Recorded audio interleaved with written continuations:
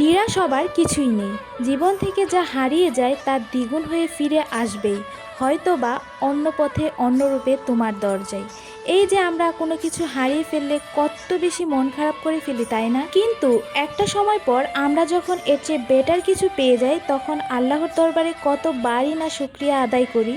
তাই মনে করি যা হারিয়েছি তা ভালোর জন্যই। সকালবেলা উঠে আজকে ডিফারেন্ট টাইপের নাস্তা করলাম, পাশাপাশি দুপুরের খাবারটা নিজের পছন্দের। কেমন আছেন সবাই? আমি তো আলহামদুলিল্লাহ অনেক ভালো আছি। আমি ওয়েলকাম করছি আমার ছোট্ট একটা ব্লগ ভিডিওতে। আশা করছি খুবই ভালো লাগবে। আর সকালবেলা দেখেন কি সুন্দর হালকা রোদ ছিল, কিছুক্ষণ আগে বৃষ্টি হয়ে গিয়েছে। তো ভাবলাম যে এত সুন্দর ওয়েদারে এক কাপ চা সাথে ভিন্ন কিছু নাস্তা আজকে ট্রাই করি। তো আমার বরাবরই চার সাথে মুড়ি খেতে অনেক বেশি ভালো লাগে। আজকে কেন জানি সকাল সকাল মুড়ি চা খেতে খুবই ইচ্ছে করছিল, যার কারণে খুব সুন্দরভাবে আমি দুধ চা বানিয়ে নিয়েছি।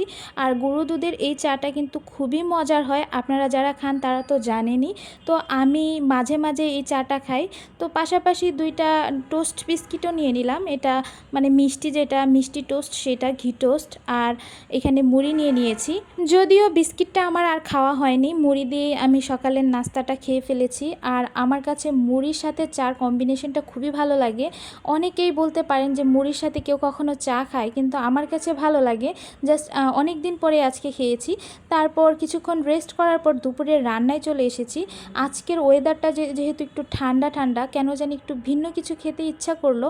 আমার খিচুড়িটা খুব বেশি পছন্দ না, অনেক সময় আমার হাজব্যান্ডের আবদারে আমি খিচুড়িটা রান্না করি, সে যেহেতু পছন্দ করে। এখন আমারও পছন্দের লিস্টে খিচুড়ি আছে, কিন্তু আজকে কেন জানি একটু ভিন্ন কিছু খেতে ইচ্ছা করলো।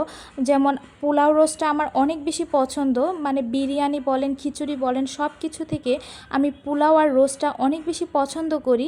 কথা বলতে বলতে কিন্তু আমি আমার পোলাওয়ের রেসিপিটা আপনাদের সাথে অলরেডি শেয়ার করে ফেলতেছি। মানে এইভাবে পোলাও রান্না করলে আমার কাছে খেতে খুবই ভালো লাগে। আর পাশাপাশি আজকে যেহেতু মুরগির রোস্টটা করব, আমি খুব অল্প সময়ে কিভাবে মুরগির রোস্টটা অনেক মজাদারভাবে রান্না করি সেটার ভিডিও অলরেডি আপনাদের সাথে কয়েকবার শেয়ার করেছি। তারপরেও আজকে একবার দেখিয়ে দেব। উপকরণগুলো আপনারা আপনাদের মতো করে মিলিয়ে নেবেন। এখানে আমি একটা একটা করে উপকরণ আর বলছি না। আর এদিক দিয়ে তো কথা বলতে বলতে আমার পোলাওটা একদমই রেডি।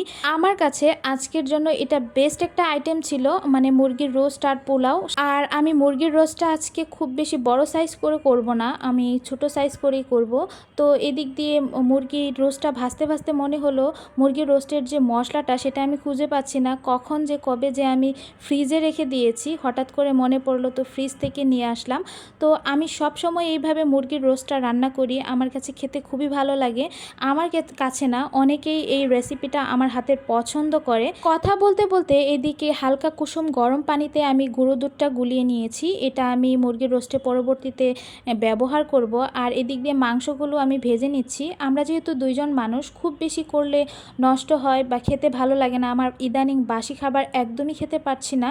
আর এদিক দিয়ে মুরগির রোস্টটা এখন বসিয়ে দেব। আসলে এইসব রান্নাগুলো আমার কাছে অনেক বেশি ঝামেলার লাগে, মানে অনেক বেশি টাইম লাগে। পরবর্তীতে মনে হয়েছিল যদি বেশি করে রান্না করতাম হয়তো ডিপ ফ্রিজে রেখে খেতে পারতাম। অল্প রান্নাতে যতটুকু সময় লেগেছে বেশি রান্নাতেও ঠিক অতটুকু সময়ই লাগতো।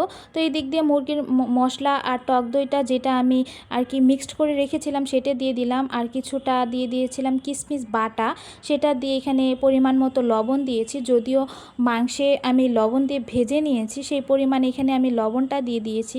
আর কালারটা এত বেশি জোস এসেছে, আরও বেশি ভালো আসতো যদি আমি এখানে একটু জর্দার রঙটা দিতাম। সবসময়ই দেই আমি রোস্ট বানালে, কিন্তু আজকে বাসায় ছিল না যার কারণে আমি দেইনি। তারপরেও কালারটা অনেক বেশি সুন্দর এসেছে।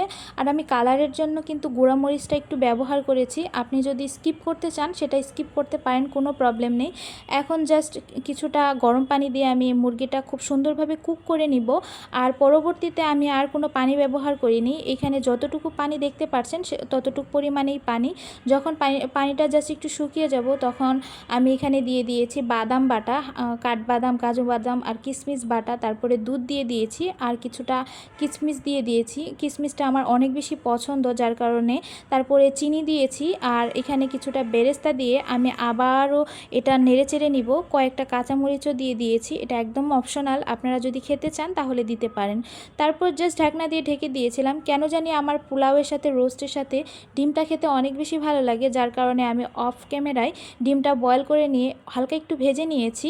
তো তারপর এই তো আমার রোস্টটা একদমই রেডি। এটা দেখতে যতটা ইয়াম্মি লাগছে, খেতে তার থেকে অনেক বেশি মজার ছিল।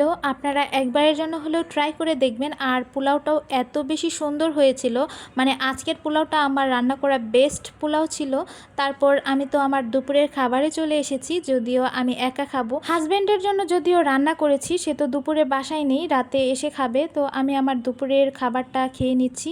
আর এত সুন্দর ওয়েদার ছিল, একটু ভিডিও ক্লিপ নিচ্ছিলাম। আমার বারান্দায় যেহেতু বেশ কিছু ফুলের গাছ আছে, যার কারণে ভিউটাও অনেক বেশি সুন্দর আসে। আজকের ভিডিওটা এই পর্যন্তই। সবাই ভালো থাকবেন। Thanks for watching.